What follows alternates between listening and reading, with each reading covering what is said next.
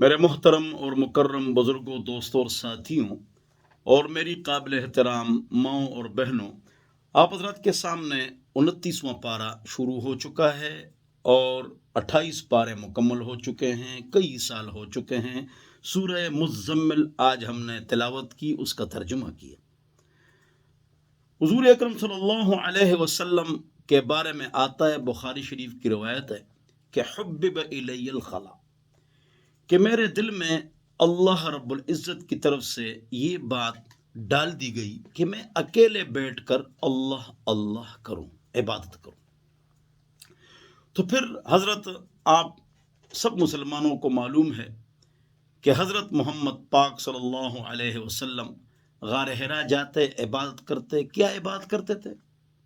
تفصیلات معلوم نہیں ہے۔ اور پھر وہی آئی، پھر جو وہی آئی وہ بھی آپ کو پتہ ہے، اس کی تفصیلات آپ کو معلوم ہے کہ فرشتہ آیا اور اس نے کہا اقرا، پڑھ تو۔ حضور اکرم صلی اللہ علیہ وسلم نے فرمایا ما انا بقارئ، میں پڑھا ہوا نہیں ہوں، میرا کوئی استاد نہیں، میرا استاد تو اللہ رب العزت ہے، جتنا سکھائے۔ پھر حضرت جبریل علیہ السلام نے حضور اکرم صلی اللہ علیہ وسلم کو دبوچا، پاک نبی، پاک رب کا پاک کلام جو پاک جبریل علیہ السلام لائے تھے پڑھ گئے۔ کلا ان الانسان لیطغی تک آدھی صورت۔ پھر سورہ مزمل جو آج ہم نے پڑھی ہے اور سورہ مدثر یہ اتری ہے، اس کے بعد اقرا والی آدھی صورت اتری ہے۔ اور حضور اکرم صلی اللہ علیہ وسلم نے جب وحی کی تکلیف، اچانک سختی اور یہ حالات دیکھے تو گھبرا گئے، پسینہ آیا اور کمبل میں چھپ گئے۔ پاک خدیجہ رضی اللہ عنہا نے فرمایا لا یضیعک اللہ ابدا انک لتحمل الکل وتقسم المعدوم وتعین علی نوائب الحق، اللہ آپ کو ضائع نہیں کرے گا، آپ تو غریبوں کے ساتھ، بیواؤں کے ساتھ امداد کرتے ہیں، جس کے پاس قوت اور طاقت نہ ہو آپ مدد کرتے ہیں۔ پھر ورقہ بن نوفل کے پاس، اپنے کزن کے پاس خدیجہ جی، اماں جی لے گئیں اور اس نے کہا ہذا الناموس، یہ وہ فرشتہ ہے جو موسیٰ علیہ السلام کے پاس آیا تھا اور آپ کو آپ کی قوم یہاں سے نکالے گی۔ تو حضور اکرم صلی اللہ علیہ وسلم حیران ہو گئے کہ میں نے تو صادق اور امین لقب ان لوگوں سے پائی ہے، تمام امانتیں میرے پاس ہے، تو یہ لوگ مجھے وَمُخْرِجِيَّ قَوْمِي، کیا میری قوم مجھے نکالے گی مکہ سے؟ ہاں۔ اور ورقہ نوفل کے بارے میں آتا ہے کہ انہوں نے کہا کہ اگر میں رہا تو آپ کی مدد کروں گا۔ بہرحال اس لیے پاک رب نے پاک کلام میں جو دو صورتیں اتاری، یا ایھا المزمل، یا ایھا المدثر، دونوں کا معنی ایک ہی ہے، اے کملی والے، کملی اوڑھنے والے، اے کمبل میں چھپے ہوئے عظیم شخصیت، اٹھو اور دعوت کا کام کرو، تبلیغ کا کام کرو، جو دین آپ کو مل چکا ہے وہی آپ کو مل چکی ہے، اس کو آگے پہنچاؤ۔ وَثِيَابَكَ فَطَهِّرْ وَرَبَّكَ فَكَبِّرْ، اللہ کی بڑائی بیان کرو، کپڑے پاک صاف کرو، ایک ترجمہ، اور دل کو پاک صاف کرو، پاک صاف تو تھا۔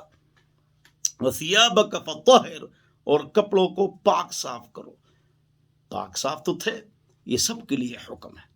بہرحال پھر اس کے بعد آدھی صورت اقرا کی اتر گئی۔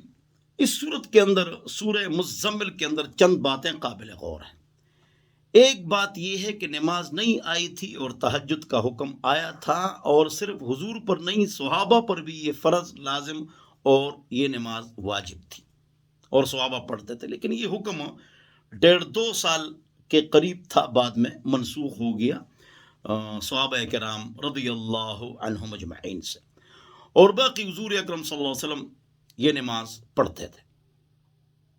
اور حضور اکرم صلی اللہ علیہ وسلم نے فرمایا، بخاری شریف کی روایت، کہ علیکم بقیام اللیل، تمہارے اوپر تہجد لازم ہے کہ پڑھ لیا کرو، یہ مسنون حکم ہے۔ فَإِنَّهُ دَأَبُ الْأَنْبِيَاءِ مَنْ قَبْلَكُمْ، آپ سے پہلے انبیاء کی یہ نماز اور یہ انداز اور یہ نماز تھی، آپ پڑھا کریں، ان کی عادت تھی، تم بھی پڑھا کرو۔ اور پاک رب نے پاک کلام میں فرمایا کہ تہجد کی نماز نفس پر بہت بھاری ہے، مجھ پر، آپ پر، سب پر۔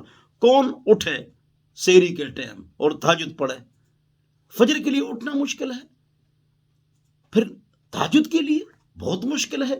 اس مشکل کو ہم برداشت کریں گے تو قبر اور آخرت میں مزے ہوں گے، نفس پر پیر رکھیں گے تو قبر اور آخرت میں مزے ہوں گے، یہاں کانٹوں پر چلیں گے، یعنی گناہوں سے بچیں گے اور دین پر عمل کریں گے، تکلیفیں ملیں گی، تو تب قبر اور آخرت میں مزے ہیں، جب رب چاہی زندگی گزاریں گے۔ اور اگر من چاہی زندگی گزارے، حفت النار بالشہوات، آگ شہوتوں سے چھپا دی گئی ہے، شہوتوں کے مطابق زندگی گزارو، حرام حلال کی تمیز نہ کرو، نعوذ باللہ من ذالک، نماز کا خیال نہ کرو، تو پھر جو ہے نا کام جو ہے نا کیا ہوگا، آخرت میں اور قبر میں کام بہت خراب ہوگا۔ اللہ ہماری حفاظت فرمائے، 5 وقت نماز پڑھیں، شرعی پردہ کرے، گانے بجانے کے آلات سے پرہیز کرے، گناہوں کی وجہ سے تکلیفیں آتی ہیں، گناہوں کی وجہ سے تکلیفیں آتی ہیں، پھر سنو، خدا کی قسم، گناہوں کی وجہ سے تکلیفیں آتی ہیں، ریفرنس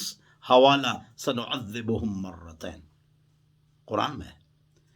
لہذا گناہوں کو چھوڑنا ہے، کبھی کبھی غلطی مجھ سے ہوگی، آپ سے ہوگی، ہم انسان ہیں، اللہ سے معافی مانگیں گے، آئندہ بھی ہوگی، داغ داغ مت کو سب داغ دار ہیں، بے داغ بس وہی جو پروردگار ہے۔ تہجد 8 رکعت ہے، ٹائم نہیں ہے 2 رکعت پڑھ لو، دیر تک جاگتے ہو یا کوئی عالم اسٹڈی کرتا ہے، کل پڑھائے گا، تو وہ اگر رات کو پڑھ لے تو گنجائش ہے، وتر چھوڑ دے، 1 بجے سوتا ہے، 12 بجے سوتا ہے، تو اس وقت پڑھ لے۔ یہ ابن عباس رضی اللہ عنہما کی ایک روایت سے یہ بات معلوم ہوتی ہے۔ لیکن تہجد اصل میں کہتے اس کو ہیں کہ نیند کر نیند کے بعد اٹھ کر عبادت، اٹ از کالڈ تہجد، اس کو کہتے ہیں تہجد۔ نیند کو چھوڑ کر اٹھنا مشکل کام ہے، اور جو یہ مشکل کام برداشت کرے گا تو آخرت میں مزے ہوں گے۔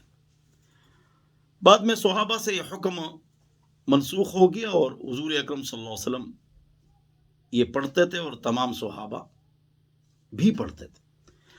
اب یہ کب پڑھتے تھے؟ قرآن کی آیات سے پتہ چلتا ہے اور احادیث سے پتہ چلتا ہے کہ جو آخری پہر ہے، توجہ سے سن لو، اہم نقطہ بتا رہا ہوں، توجہ، تو یہ تہجد کا بھی ٹائم ہے اور سحری کا بھی ٹائم ہے۔ تسحروا فإن فی السحور برکہ، سحری کرو، اس میں برکت ہے، اور سحری کے بغیر بھی روزہ ہو جاتا ہے۔ بہرحال عشاء کی اذان سے لے کر فجر کی اذان تک جو ٹائم ہے، اس کو 3 حصوں میں تقسیم کرو۔ پہلے حصے میں نماز مؤخر کرنا مستحب، دوسرے حصے میں لے جانا جائز عشاء کی نماز اور ادا، لیکن مستحب نہیں ہے۔ اور تیسرے پہر میں جس میں تہجد پڑھتے ہیں، سحری کرتے ہیں، تو اس میں عشاء کی نماز پڑھنا جائز ہے، لیکن بہتر نہیں ہے۔ کیوں اتنی تاخیر کی؟ اگرچہ ادا ہے، قضا نہیں ہے۔ دن کو زوال ہوتا ہے، رات کو آدھی رات زوال نہیں ہوتا ہے کہ لوگ کہتے ہیں کہ بھائی نماز نہ پڑھو، آدھی رات ہے، آدھی رات کا کوئی زوال نہیں ہوتا، لوگوں میں غلط مشہور ہے۔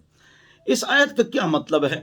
شروع کی جو دوسری اور تیسری اور چوتھی آیت ہے، اور آخر میں بھی اسی طرح کی ایک آیت ہے، اس کا خلاصہ لب لباب اور نچوڑ یہ ہے کہ آدھی رات یا اس سے زیادہ، یا آخری 2/3 اس میں تہجد پڑھو۔ صحابہ کرام رضی اللہ عنہم اجمعین آخری پہر میں تو پڑھتے تھے اور حضور بھی پڑھتے تھے، لیکن گھڑیوں کا تو ایسا سسٹم نہیں تھا نا، لہذا وہ کوشش کرتے کہ اس آیت پر عمل کرنے کی وجہ سے، جس طرح مفسرین نے لکھا ہے، کبھی آدھی رات سے پہلے بھی شروع کر لیتے تھے۔ اللہ اکبر، صحابہ کی کیا شان ہے، رضی اللہ عنہم ورضوا عنہم۔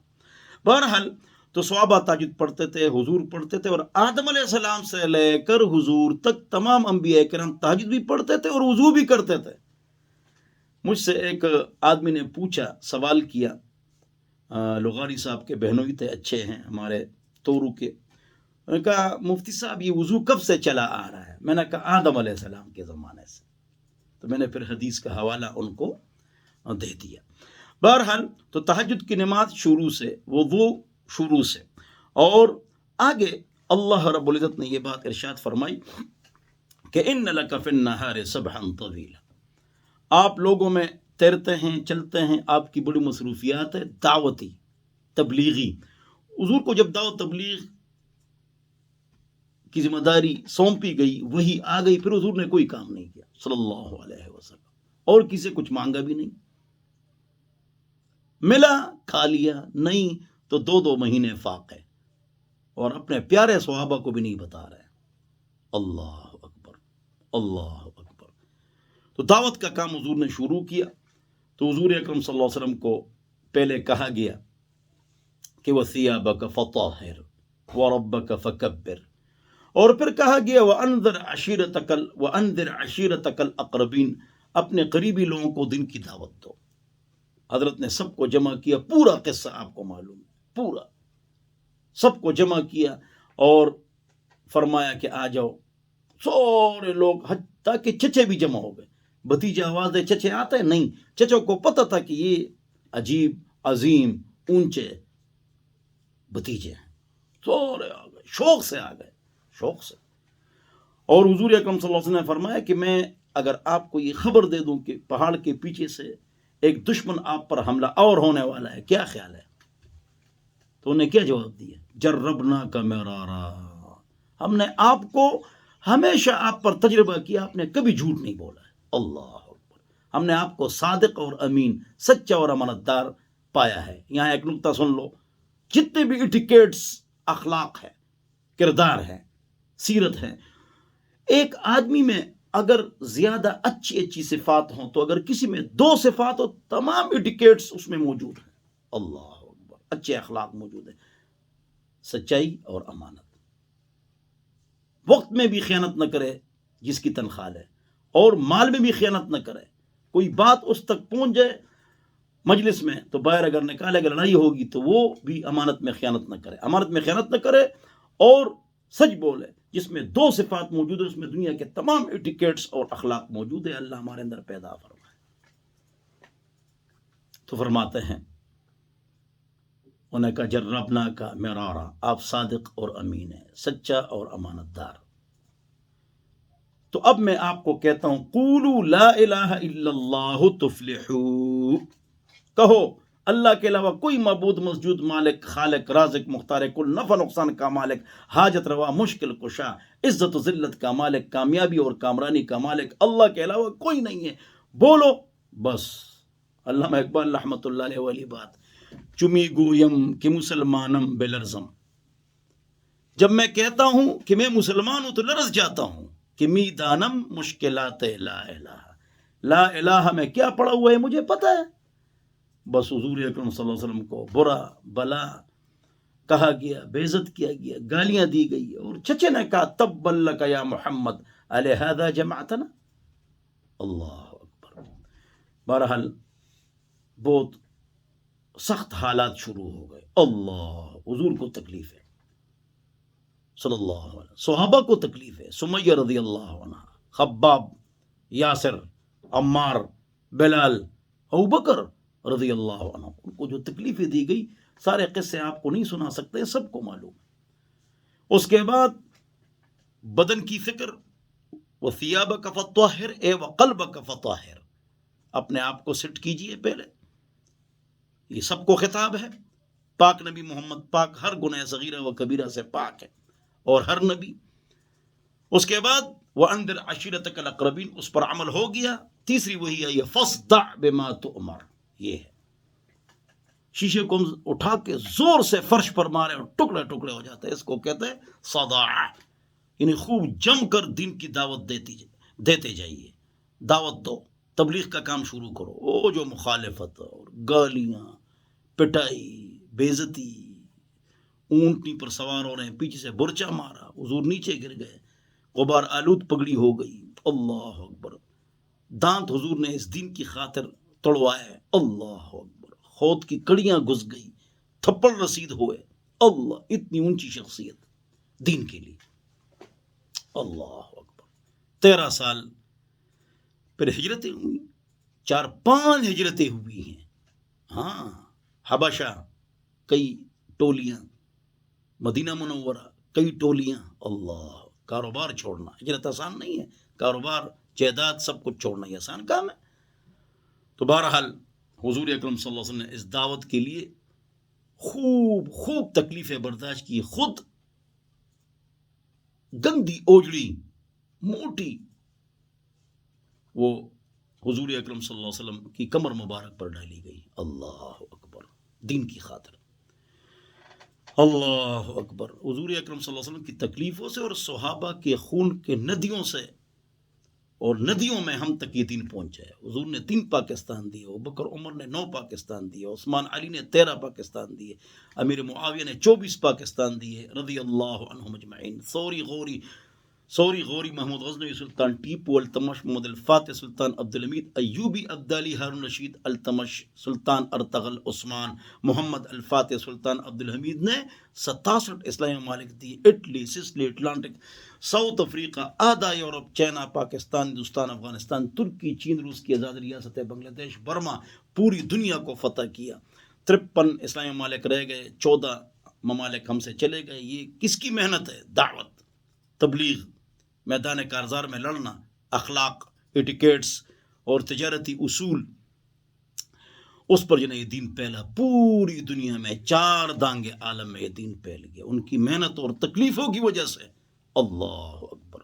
اللہ اکبر. تو دن کو حضور دعوت دیتے، رات کو ان کے لیے دعا کرتے. دائی کی صفات کیا ہے؟ گزشتہ درس میں آپ کو تقریباً 15 صفات دائی کی بتا چکا ہوں. آگے آپ دعوت کا کام کرتے ہیں، لوگ آپ کو تکلیف دیتے ہیں تو وَاصْبِرْ عَلَىٰ مَا يَقُولُونَ، صبر کرتے جائیے. نبی کے ہاتھ میں دعوت دینا ہے، نتیجہ اللہ کے ہاتھ میں ہے، صبر کرو. اور اللہ دعوت ہدایت اس کو دیتا ہے جس میں طلب اور عاجزی ہو. طلب اور عاجزی نہ ہو، اللہ ہدایت نہیں دیتا. آگے فرمایا وَرَتِّلِ الْقُرْآنَ تَرْتِيلًا، قرآن کو تجوید سے پڑھنا واجب، فرض، لازم اور ضروری ہے. لوگ کہتے ہیں ایمان کے بعد نماز کا درجہ ہے. نہیں، ایمان کے بعد تجوید کا درجہ ہے، پھر نماز کا درجہ ہے. نماز میں تلاوت نہیں کرو گے تو تجوید تو آپ کی ٹھیک ہونی چاہیے نا. انگلش کی سپیچ اور سپیک انگریزوں کی طرح، قرآن کی سپیچ اور سپیک عرب کی طرح. اقرأ القرآن بلحون العرب واصواتها، قرآن پڑھو عرب کی آوازوں سے اور عرب کے اندازوں سے. رائٹنگ ڈاکٹر، کالونی، یورپ، امریکہ، لنڈن، خوبصورت انگلش پڑھتے ہو. میں بھی، آپ بھی. بچوں کو ہم سکھاتے ہیں، ہم نے بھی سیکھا ہے، بچوں کو بھی سکھاتے ہیں. ٹھیک ہے، سیکھو، تجوید بھی ٹھیک کرو. اس پر میں نے کلپس بنائے ہیں 4 زبانوں میں، لہٰذا آپ مجھ سے واٹس ایپ پر منگوائیں اور وہ آپ اس کے سامنے بیٹھ کر قرات، تجوید، حروف کی ادائیگی، نماز کا سبق، دعائے قنوت، جنازے کا سبق، 10 سورتیں، سورہ نبا، یہ اس میں آپ سیکھ لیں. آگے اللہ رب العزت نے یہ بات ارشاد فرمائی کہ دعوت توحید نہیں مانو گے تو وہاں پر جو عذاب ہے بہت زیادہ سخت ہے. اللہ اکبر. اور دوبارہ اور اللہ رب العزت نے آگے قیامت کی ہولناکی بیان فرمائی. اللہ اکبر. کہ پہاڑ اسی طرح بھاری ہوں گے، لیکن ایسا زلزلہ اور طوفان کہ ہوا میں یہ پہاڑ اڑیں گے اور ریت کے تودے بن جائیں گے. اللہ اکبر. لیکن قیامت جو ہے وہ ہم مسلمانوں پر نہیں آئے گی. القیامت تقوم علی شرار الناس، جب قیامت آئے گی قرآن نہیں ہوگا، قرآن کے حروف نہیں ہوں گے، اللہ اللہ لا الہ الا اللہ پڑھنے والا کوئی نہیں ہوگا، سارے مشرک کافر ہوں گے. اور پھر آگے ایسا دن آنے والا ہے یوم یجعل الولدان شیبا، بچے ہولناکی کو دیکھ کر وہ سارے بوڑھے ہو جائیں گے، پریشانی آ کر کالے بال ان کے سفید ہو جائیں گے. اور بچے، اللہ اکبر، حاملہ عورتیں بچوں کو گرا دیں گی.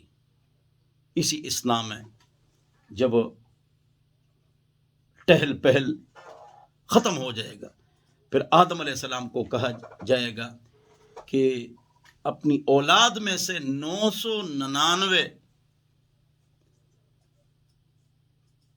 افراد جہنم کے لیے تیار کرو اور ایک جنت کے لیے، تو 999 جہنم میں گرا دی جائیں گی۔ صحابہ پریشان ہو گئے، تو حضور نے فرمایا یاجوج ماجوج میں سے ہوں گے، کوئی ایک جنتی آپ میں سے ہوگا۔ اور بخاری شریف کتاب الحج میں یہ حدیث موجود ہے کہ جتنی امتیں ہیں ان کے تمام جو جنتی افراد ہیں، تو تم اس میں سے آدھے ہو کہ آدھے جنت میں داخل ہو جائیں گے۔ ماشاء اللہ، سبحان اللہ۔ اور اگلی حدیث تو بہت ہی خوبصورت ہے، جس میں شرک نہیں ہوگا، بخاری شریف، ان لکل نبی دعوۃ مستجابۃ، اس کو تو پاک نبی کی شفاعت سے جنت میں داخل کر دیا جائے گا، لیکن شرک نہ ہو اور اپنے گناہوں پر آدمی نادم ہو۔ آگے اللہ رب العزت نے یہ بات ارشاد فرمائی کہ فقرؤوا ما تیسر من القرآن، تو اس کی تشریح آئندہ درس میں بیان کریں گے۔ اللہ رب العزت مجھے اور آپ حضرات کو عمل کی توفیق عطا فرمائے۔ وصلی اللہ علی النبی الکریم۔